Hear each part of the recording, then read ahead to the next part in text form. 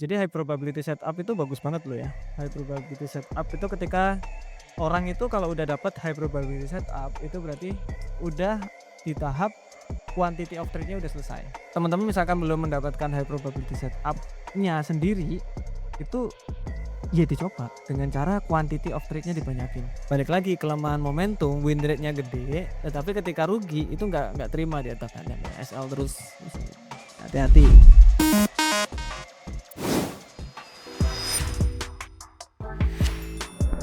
Iya, halo, selamat malam.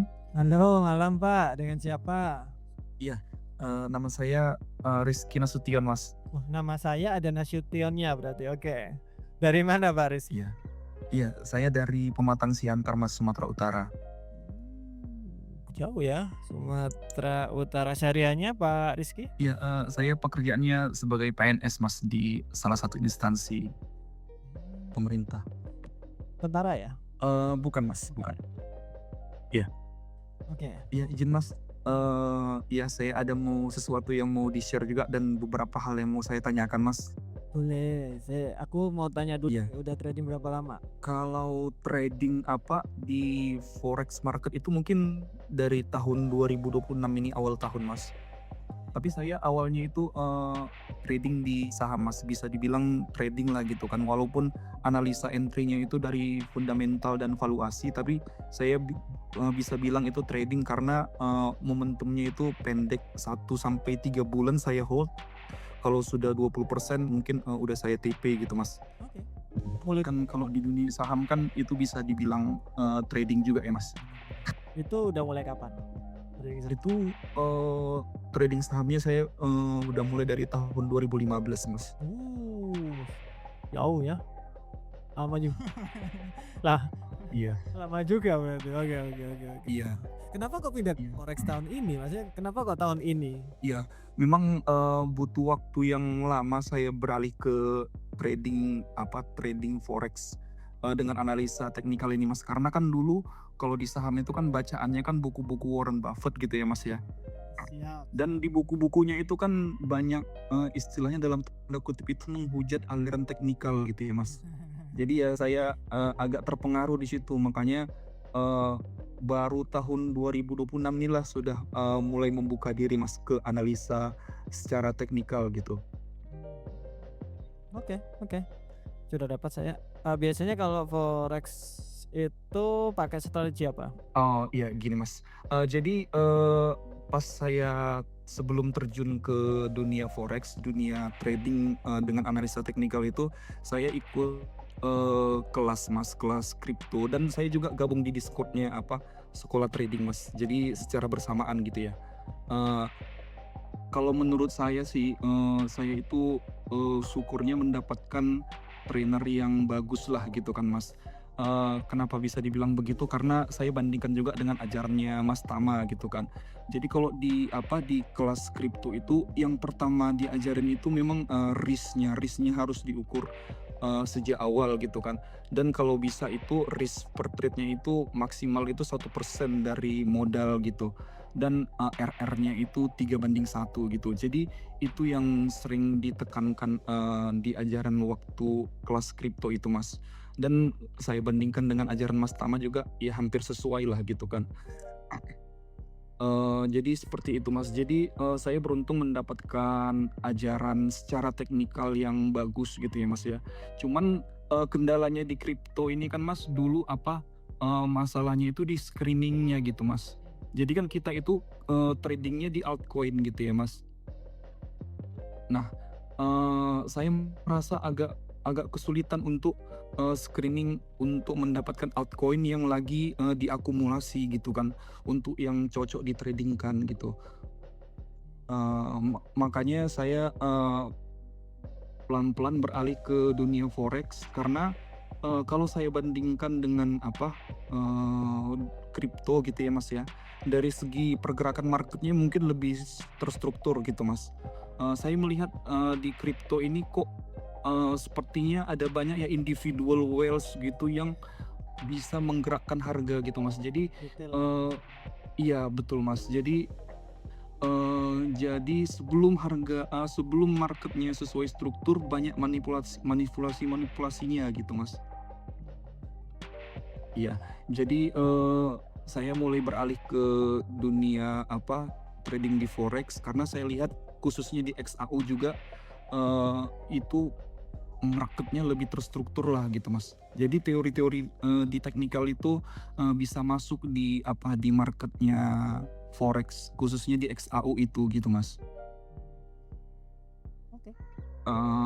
Iya, ini Mas ada yang mau saya tanyakan beberapa hal. Boleh, Eee, silakan. mung iya, sebenarnya ada banyak yang mau saya tanyakan dan beberapa hari ini saya mengikuti podcast-nya Mas Tama dan, beberapa pertanyaan saya terjawab di podcast itu. Jadi ini tinggal beberapa aja yang saya nggak temukan, di podcast itu, pertanyaan-pertanyaan saya yang ingin saya tanyakan, Mas. Boleh, silakan. Jadi gini Mas, jadi metode yang saya pakai itu kan, high probability order block gitu ya, Mas, ya. Ya. Nah, pas di area itulah saya berani untuk entry gitu, Mas. Dan saya menggabungkannya dengan momentum candle yang, sesuai ajaran sekolah trading gitu, Mas. Jadi mungkin, dalam seminggunya itu mungkin saya jarang mungkin entry ya, Mas, ya, karena, eee, posisi order block yang high probability menurut saya itu, Ya. mungkin iya jarang jarang jarang ketemu lah gitu ya, Mas, ya. Ini pertanyaan saya, Mas, eee mungkin kan kalau, sesuai sesuai ajaran money management, kita harus mengutamakan risknya gitu ya, Mas. Yang mau saya tanyakan bisa nggak kalau di situasi, high probability menurut kita itu kita agak sedikit menaikkan risk kita dari biasanya gitu, Mas. Yang biasanya kita 1% di market yang ranging gitu kan, mungkin kalau di situasi yang high probability ini mungkin kita agak naikkan sedikit risknya jadi 5% atau mungkin maksimal 10% gitu, Mas, berkali-kali lipat dari risk biasa yang kita, mainkan gitu kan. Saya biasanya, nyamannya itu trading di 0,2 lot, Mas, tapi mungkin, di beberapa momentum tertentu yang high probability kadang saya bisa naikkan lotnya mungkin jadi 0,5 atau bahkan bisa jadi 1 lot gitu per satu entry gitu, Mas. Bisa nggak, menurut Mas Tama, money management yang seperti itu masih bisa diterima nggak, Mas? Atau, Mas Tama bisa ada masukan-masukan terkait terkait itu, Mas? Mungkin itu pertanyaan dari saya, Mas. Sebentar, ini untuk, trading high probability, udah berapa kali trade? Udah dicoba berapa kali trade? Atau win rate-nya udah berapa? Kalau kalau win rate-nya, Tinggi eee, biasanya. saya saya karena saya jarang saya dalam satu minggunya itu mungkin saya hanya 2 3 kali entry gitu ya, Mas, ya. Mungkin masih di atas 90% Mas. Oke. Ada SL-nya tapi kan ya? Iya, masih tetap, beberapa kali mungkin ada SL gitu. Cuma saya memang, kebetulan juga saya ada, apa, lihat, videonya Mas Tama juga kalau SL sekali mungkin kita stop trading gitu kan, lanjut besoknya lagi gitu. Mungkin saya SL-nya, mungkin saya untung mungkin 1.000, 2.000 mungkin, SL-nya mungkin kena 1.000 gitu. Tapi kalau udah kena 1.000 itu saya stop gitu, Mas. Lanjut, untuk hari ke depan atau minggu depannya gitu. Oke. Oke, Pak Rizky, udah dapat semuanya saya. Siap, kita bantu jawab ya. Oke oke, Mas. Mohon jawabannya, Mas. Makasih, Mas. Jadi high probability setup itu bagus banget loh ya. High probability setup itu ketika orang itu kalau udah dapat high probability setup itu berarti udah di tahap quantity of trade-nya udah selesai. Maksudnya quantity of trade itu bahasa gampangnya itu tradingnya udah banyak. Udah udah banyak banget. Kalau mungkin Pak Rizky juga misalkan belum banyak entry-nya. Jadi contoh belum banyak. Oh, saya trade-nya masih di bawah 100 kali. Kalau udah di atas 1000 katakanlah itu udah termasuk dia udah tradingannya banyak dan dia udah tahu. Maksudnya datanya itu udah dapat dari 1000 kali trade, area-area ini loh yang high probability setup. Sebetulnya itu yang dibutuhkan untuk mendapatkan high probability setup, teman-teman. Nah, Pak Rizky tadi kalau teman-teman misalkan belum mendapatkan high probability setup-nya sendiri, itu ya dicoba dengan cara quantity of trade-nya dibanyakin. Jadi trading, contoh saya pakai momentum, ya wis momentum terus, entry aja terus. nanti di jurnal. Oke, kira-kira kalau saya, oh yang ini saya TP, TP, TP. Kenapa ya? Kayak gitu. Nah, Pak Rizky di sini aku lihat sudah mendapatkan high probability setup, yaitu menggunakan order block yang benar-benar kuat banget sama momentum candle. Order block harusnya ke break mungkin ya, Hmm. atau gimana? Aku nggak tahu. Mantul, mantul. Outer block jadi area kayak Fibonacci gitu loh, Mas. Iya, maksudnya kan ada order block, dia nyentuh momentum Balik. candle. Balik kan nggak bisa dong. Eh, Break harusnya. kok break Mantul. mantul sebagai area apa namanya? Konfirmasi entry pemantulan. Oke. Nah, di sini win rate-nya lumayan 90%. Nah, di kita teman-teman lihat di Porto itu 95%. Kan hampir-hampir sama karena high probability setup-nya juga dapat. Nah, di sini ada pertanyaan yang menarik, yaitu ketika kita mendapatkan high probability setup, apakah bisa kita naikkan lot-nya itu contoh dari 0,2 jadi 0,5 gitu. Kalau saya saranin Pak Rizky naikin ke 2 kali lipat aja, jadi 0,4. Kenapa? Ketika rugi nanti balikinnya nggak terlalu berat. Kalau terlalu tinggi, contoh satu lot itu untuk balikin profitnya, balikin lossnya, misalkan kena loss itu sangat-sangat berat. Jadi mending 2 kali lipatnya kalau saran.